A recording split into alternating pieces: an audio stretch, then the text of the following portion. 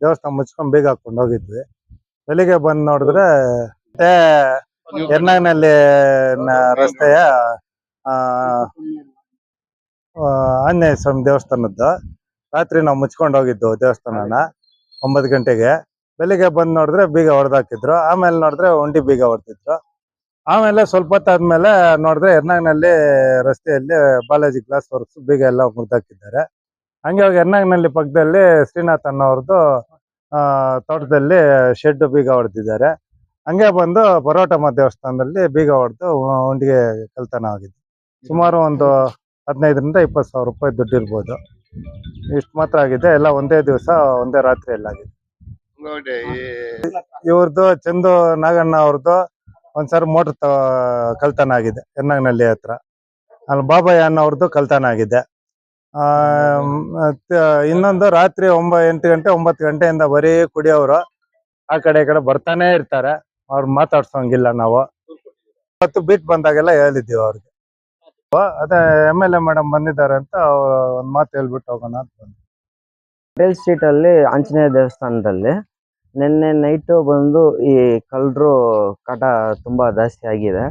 ಇದು ಇಲ್ಲಿ ಈ ಕಡೆ ಬಂದ್ಬಿಟ್ಟು ಸುಮಾರು ವಿಲೇಜ್ ಕಡೆ ಎಲ್ಲ ಕನೆಕ್ಟಿವಿಟೀಸ್ ಇರೋದ್ರಿಂದ ಈ ಕಡೆ ಈಸಿಯಾಗಿ ಅವ್ರಿಗೆ ಹೋಗಕ್ಕೆ ದಾರಿ ಎಲ್ಲೋ ಮಾಡ್ಕೊಂಡು ಈ ಕಡೆಯಿಂದ ಬಂದು 4-5 ದೇವಸ್ಥಾನ ಮತ್ತೆ ಪಂಪ್ ಮೋಟ್ರ್ಗಳು ಮತ್ತೆ ರೈತರದು ಎಲ್ಲ ಜಮೀನುಗಳಲ್ಲಿ ಕೇಬಲ್ ಪ್ಯಾನಲ್ ಬಾಕ್ಸ್ ಎಲ್ಲ ಕಳ್ತನ ಮಾಡಿದ್ದಾರೆ.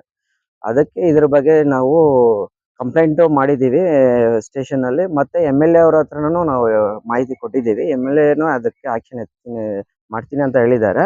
ಅದರಿಂದ ನಾವೇನು ಎಷ್ಟು ಬೇಗ ಆಗತ್ತೋ ಅಷ್ಟು ಬೇಗ ನಮ್ಗೆ ಈ ಪ್ರಾಬ್ಲಮ್ನ ಸಾಲ್ವ್ ಮಾಡಿ ನಮ್ಗೆ ಅದು ಯಾರಂತ ಕಂಡುಹಿಡ್ದು ಇಂಥ ತಪ್ಪು ಇನ್ನೊಂದ್ಸಲಿ ನಡಿಬಾರ್ದು ನಮ್ಮ ಎಲ್ಲ ಯಾವ ಕಡೆ ಅಂತ ಇದನ್ನ ಸ್ಟ್ರಾಂಗ್ ಆಗಿ ಆಕ್ಷನ್ ತೆಗ್ದು ಇಲ್ಲಂತಲ್ಲ ಎಲ್ಲೂ ನಡಿಬಾರ್ದು.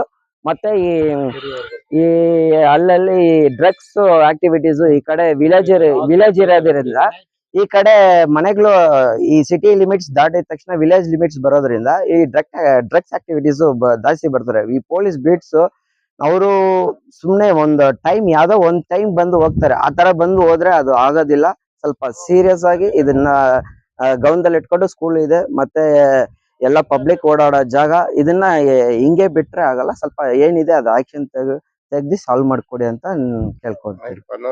తెలుగులో సార్ నైట్ 11 గంటలు కూడా వస్తాను నేను ఈ రోడ్ల ఎర్నాంపల్లి రోడ్ల చింతమాన్ ముందర బీట్లో వచ్చి మందు కొట్టేవాళ్ళు గంజా కొట్టేవాళ్ళు నైట్ నేను బండిలో వస్తే కూడా నన్నే ఇచ్చేస్తారు. దబాయింది సార్ ఇద్దరు వచ్చి సైడ్ లో போடா சார். அது அப்படி பண்றாங்க. அதுக்கு வந்து நீங்க ஸ்டெப் எடுத்து நைட் வந்து பீட் வரணும். ஆனா ஸ்ட்ரிக்டா எடுக்கணும். இல்லைன்னா ஒரு வாட்டி சொல்லிட்டு போயிட்டா இங்க ஆகுறது இல்லை. பொம்பளைங்க இருக்கிறாங்க. நம்ம தோட்டத்துக்கு நைட் 12 மணிக்கு போறோம். நம்மளே தப்பாய்க்கிறாங்க. எதுவும் பேசுறதுக்கு இல்லை. இப்போ நம்ம வண்டி இருக்கும்போது என்ன செய்யறோம், மாட்டிக்கின்னு முயற்சின்னு இருக்கிறோம். அது வந்து நைட்டு கொஞ்சம் பீட்டு 1 மணி மட்டும் வந்து போனாக்கா கொஞ்சம் இதுவாகும். இல்லைன்னாக்கா யாரும் நடக்க முடியாது. எல்லாம் இப்பெல்லாம் கஞ்சா ஜாஸ்தி ஆயிடுச்சு. கோட்டருங்க பாட்டில் எங்க பாரு பாட்டிலுங்க தான். நிலம்லாம் வந்து வெறும் பாட்டிலுங்க தாங்க இது.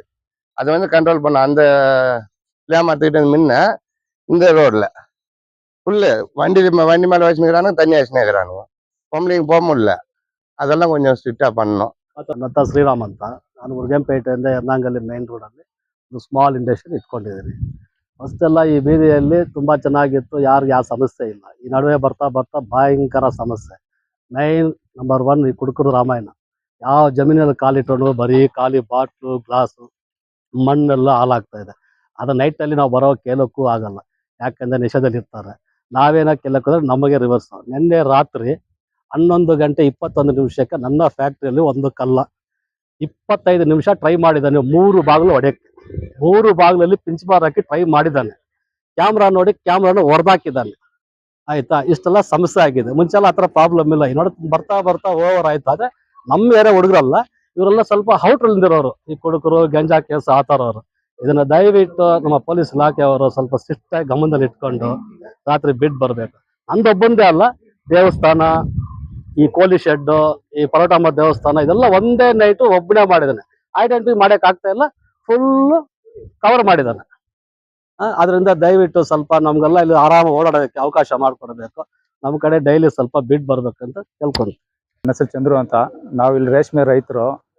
ನಾವು ಇಲ್ಲಿ ತೋಟದ ಹತ್ರ ಓಡಾಡುವಾಗ ಸುಮಾರು ಸಮಸ್ಯೆಗಳಿದೆ. 2-3 ತಿಂಗಳಿಂದಾನು ಆಚೆ ಕಡೆಯವ್ರು ಬರ್ತಾರೆ, ಬಾಟ್ಲಲ್ಲಿ ಆಚೆ ಕಡೆ ಪಕ್ಕದಲ್ಲಿ ಹೋಗ್ತಾ ಇದ್ರೇನೆ ಅವ್ರಿಗೆ ಕೇರ್ಲೆಸ್ ಆಗ್ಬಿಟ್ಟಿದೆ.